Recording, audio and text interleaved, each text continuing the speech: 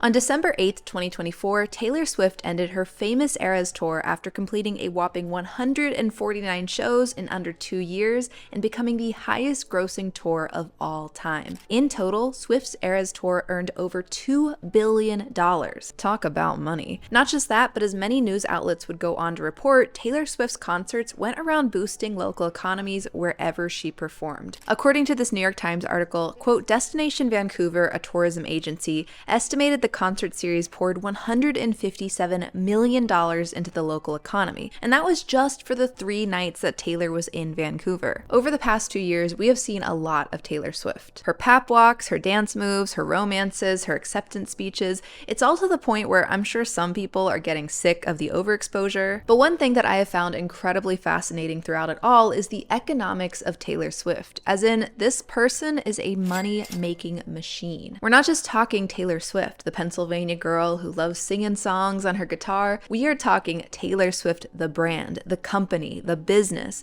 because you don't end up one of the biggest music stars of the 21st century with a billion-dollar brand by accident. And while most of us aren't planning to follow in Taylor Swift's footsteps, I still think there are some incredible lessons Taylor Swift can teach us about money, from the importance of owning assets to income diversity to giving back as a tool for your money. If you guys have seen my channel before, you know that I love to take things from pop culture and see what we can learn from it. And so, why not dissect what Taylor Swift can teach us about money? I'm Cara, by the way, and I make video essays on the intersection of money, media, and intentional living. I make videos almost every week, sometimes even more often than that. So if you're interested in learning more about money while still diving into the more fun, entertaining world of pop culture and social media, be sure to subscribe. So to start, I actually want to highlight what Taylor Swift teaches us about losing money versus just gaining money. And I'm not talking bad investments or awful spending habits, but instead the incredible ways that she uses money as a tool for giving back. This was on my mind with the recent headline about Taylor gifting her Eras Tour performers and crew an extra $195 million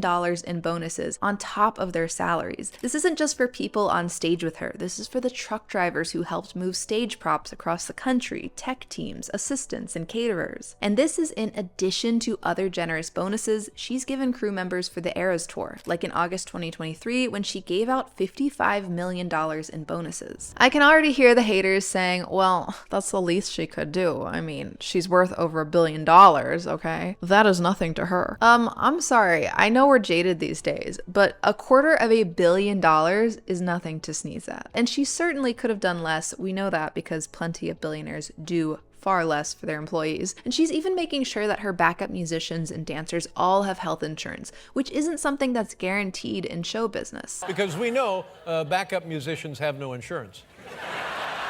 Mine do. Oh, do they? Good, Yeah. good. So whether you like Taylor's music or not, we gotta give credit where credit's due. She knows how to use her money to give back to the people around her, as well as giving to charity throughout her career. But giving back like Taylor Swift isn't just about writing big checks. I'm gonna wager a bet that most of us can't throw around $250 million to people we know. Despite that, what we can take away is recognizing that money has power. It's a tool to be used, and that tool can be used for a lot of different things. To house ourselves, to fund our lifestyles in retirement, to spoil our family, and it can be used to create meaningful change. This isn't a purely selfless act either. Studies show that using your money to help others and give back is a great way to boost your mood. You know that saying that money doesn't buy happiness? Well, in the case of giving back, it actually does. Meaning that Taylor Swift is probably a pretty happy lady right now. But again, you don't have to be writing $1 million checks to benefit from this money happiness hack. As part of your monthly or annual budget,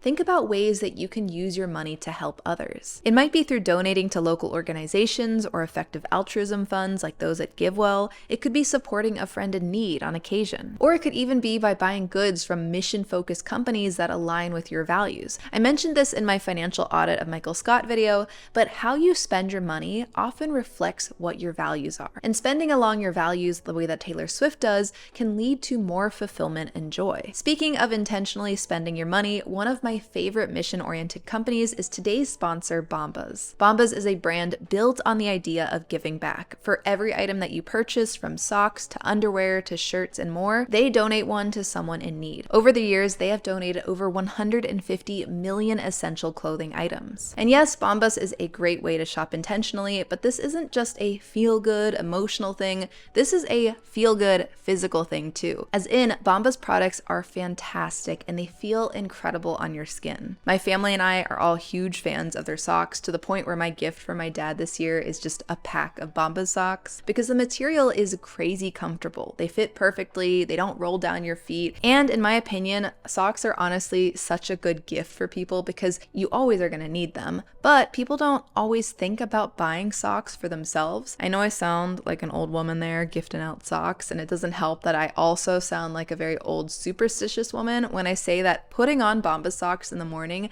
makes me feel like I'm gonna have a better day. But it's true, I just feel more put together, I feel more comfortable that way. I sincerely love these products, I love the Bombas brand, and so if you're on the hunt for quality socks, underwear, or other essentials, whether it's for yourself or a gift, right now you can get 20% off your order when you go to bombas.com/Cara and use code CARA20 at checkout. Be sure to use my code so they know that I sent you, and a big thank you to Bombas for sponsoring today's video. So we know now that money can be used as a tool to boost happiness and fulfillment. But now let's talk about another money lesson that Taylor Swift teaches us, and that is the importance of asset ownership. Sounds boring at first, but this is actually one of the defining public narratives of Taylor Swift in modern culture. Her battle for her original masters and the subsequent re-recordings she's done have been a huge part of the Taylor Swift lore. Now, could you re-record? Oh yeah. Might you do that? Oh yeah. If you don't know the lore, it's essentially that Taylor Swift has been reportedly battling for the rights of her master recordings since 2018, when her old music was sold off to Scooter Braun. Which brings us to Scooter Braun. Sold off, by the way, for $300 million. And they say that art doesn't make money. But back to the lore. Ever since that public sell-off, Taylor Swift has been openly re-recording her old albums and releasing them as Taylor's versions, so that she can own the rights to those new recordings. So how in the world does this apply to everyday people? I can't speak for you all, but I certainly don't have a library of famous chart-topping songs yet. Who knows, maybe Cara's era of pop stardom is coming in 2025. But if we think about it, the bottom line is about asset ownership, or more specifically, how assets are the real key to wealth. See, when we think about getting rich, it's easy to think about salary alone. How much does my paycheck earn me? But just salary only gets you so far. As this article nicely frames it, there's a difference between wealth and income. Because wealth includes assets. These are things like real estate, stocks and bonds, retirement accounts. If you're a world famous pop star, it might also include your music catalog. And assets are so valuable because, when they're good assets at least, they should help you make more money over time. In other words, they get your money working for you. Taylor knows this all too well. Yes, she brings in paychecks from her concerts and merchandise and income strategy we'll talk about shortly, but she knows a huge amount of her wealth generating ability comes from the value of her past recordings, of truly owning her assets, which is why she recognizes how important it is to own and grow the masters of her own music, beyond the obvious artistic reasons. But Taylor's assets do not end with just her music catalog. Swift's dad worked in finance as a former stockbroker and VP at Merrill Lynch, and so he knew the importance of what's called a diversified portfolio of assets. What that means in non-finance speak is an investment strategy that is anti all your eggs in one basket. A very official term, I know. Basically, you would never want all of your wealth wrapped up in one type of investment, because if that investment does poorly, now your whole ship is going down. To throw in a different metaphor, think of a table with a precious vase on top. Do you want your table to only have one leg to stand on? No, unless, you love sweeping vase shards as a hobby. How about two legs? Still a no, because again, it'll be quite wobbly, so unless you are foaming at the mouth to touch a nice fragment of vase, you weirdo. 3 or 4 legs is much nicer because now you have diversified. You have multiple places to lean on. Honestly, more than 4 legs starts to break my table metaphor, but just think about how sturdy a table would be with 100 legs, 1,000 even. Well, now you just have like a block of wood, but hey, that's sturdy. This kind of diversification is possible by having different types of assets like bonds and stocks, and can even be found within an asset itself. For example, I don't just buy 1 or 2 types of stocks like a McDonald's stock or a Tesla stock. Instead, I buy into ETFs or index funds that hold a big bundle of different company stocks all at once. So not just a McDonald's or Tesla, but maybe hundreds or more top companies alongside them. This type of diversification is great for me because if one stock isn't doing so so well, the others can help keep things balanced. Fun fact, if you've ever run into some obnoxious Wall Street bets type who loves bragging about their stock picking strategy and how they'll make way more money than you that way, then you'll find comfort in knowing they're probably wrong. Research shows stock picking almost always makes less than just basic market indexes over time, but back to Taylor Swift. With, I'm guessing, the help of her finance dad's guidance, she has built a diversified portfolio of assets that goes far beyond her music. Yes, she's spending money on luxuries such as designer items, like she was recently spotted sporting a $54,000 luxury watch, but she appears to spend considerably more on assets, which is a good thing because, as I talked about in my How Designer Brands Keep You Poor video, designer goods are not an investment. Designer fanatics will probably use copium to tell you, oh no, they are, just you have to pick the right ones, but they're not.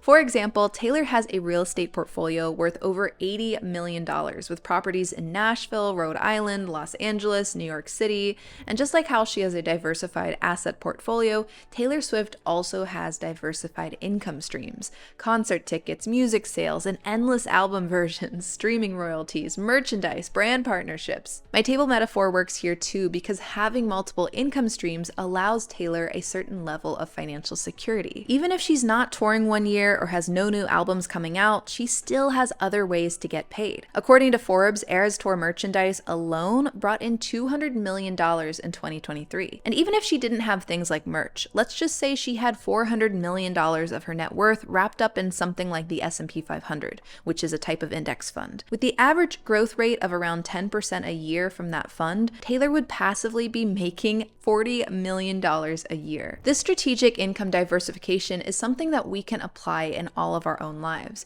Even if we're not headlining stadiums or selling merch, the lesson remains the same. Diversify where your money is coming from and build out multiple safety nets. For most of us, we have 9-to-5s, and I'm not saying that we all need to go out and get a side hustle. I actually feel like in many cases, it's better to invest your energy into making more money at your 9-to-5 versus trying to set up a bunch of side hustles. But another income stream can look as simple as making sure that you're investing over time, not just tucking cash away under your mattress. Having investments that will likely grow over time, plus making sure that you can create a safety net for yourself through an emergency fund, are ways that you can protect yourself in case your main income source ever stops. All right, so far we have learned the following money lessons from Taylor Swift. 1, giving back is a great tool for fulfillment. Asset ownership and diversification is critical for growing your wealth. Spend money on investments, not just luxuries. And make sure that you have more than just one income stream. To build on the topic of income, another money lesson we can learn from Taylor Swift is to stand up for fair compensation. In Taylor Swift's 2017 music video for Look What You Made Me Do, there's a scene where she breaks into a bank that boasts the words Stream.co. It's a classic Swift Easter egg that references her long-running battle with streaming services for more fair pay of artists. For context, Taylor temporarily removed her entire music catalog off Spotify due to artist compensation concerns. In her own words from a Wall Street Journal op-ed, quote, "I'm not willing to contribute my life's work to an experiment that I don't feel fairly compensates the writers, producers, artists, and creators of this music. And I just don't agree with perpetuating the perception that music has no value and should be free." And this wasn't a one-time fight for a more fair artist compensation. 2 years before, in 2015, Taylor Swift wrote an open letter to Apple Music protesting their decision not to pay artists during the free trial period. Within 24 hours of Taylor's letter, Apple reversed its policy and agreed to pay artists during the trial period. Standing up for fair compensation, whether it's for yourself or others, can be terrifying, but it is so important to use that muscle because learning to negotiate your pay directly impacts your financial trajectory. According to the College of American Pathologists, quote, "Only about 20% of people always negotiate their salaries, while up to 40% never do." Interestingly, there's quite a gender gap on this too, which makes Taylor Swift's moves even more unique and important. As the College of American Pathologists further explain, quote, "Studies show that less than 10% 40% of women even attempt to negotiate their salary, while almost 60% of men do. Those who negotiated, regardless of gender, increased their salary by over 7%. My manager once gave me incredible advice. He told me that no one at work, even him as my manager, wakes up every day wondering how they can advocate for my career. The only person who can and should be thinking about that is me. Other people can be supportive, they can provide mentorship, they can help open doors like Taylor Swift has done for other artists. But ultimately, I am responsible for advocating for myself in my career. And part of that is knowing how much I deserve to be paid and then being willing to negotiate for that pay. You might not get everything that you ask for, but you have to at least show up for yourself. And on a similar note, the final lesson that Taylor Swift teaches us is the importance of controlling your narrative. The more jaded may say that Taylor Swift is an evil mastermind, always calculating how the public perceives her, and adoring fans might argue she's a thoughtful genius who crafts eras-spanning stories. Whichever side you're on, you can admit that Taylor Swift deeply understands how to craft a narrative about herself that others can easily digest. Heartbroken teen, empowered young woman, bejeweled star, a snake with revenge. Our individual narratives might not be as dramatic, but it's important that we learn how to reflect and communicate our individual narratives to people. And in a way, how to communicate the eras of our lives to others, especially in our careers. Have you ever been in a job interview where they say, "Tell me about yourself"? That question used to freak me out because what am I supposed to say? Yeah, I was born at like 1 p.m. on a Tuesday. I like turkey sandwiches and hey, now I'm a marketing associate. No. You have to learn how to craft your career narratives so that people understand your strengths, your goals, and how you'll excel in a role. This isn't just about getting a new job, but also moving up in your career with promotions and new responsibilities that can hugely increase your income potential. If there is anything that I've learned from the corporate world and how to move up in it, it is how important it is to tell your story. My gosh, do people in corporate love to say, you need to find a way to tell your story. The people making the big bucks, they tell a good story. And Taylor Swift is a storyteller, a great one who happens to, make some big bucks. So from investments to income streams to assets over luxuries, fair compensation, and taking hold of your story, those are just some of the things that Taylor Swift can teach us about money. But what do you think? Are there lessons that you think I missed or ways that I got it wrong? Let me know your thoughts in the comments below. And if you like this style of video where I take a public figure and then talk about the different money lessons that we can learn from them, thank you to my patrons on Patreon and those on Buy Me a Coffee for supporting this channel. And thank you all for watching. And until next time, bye.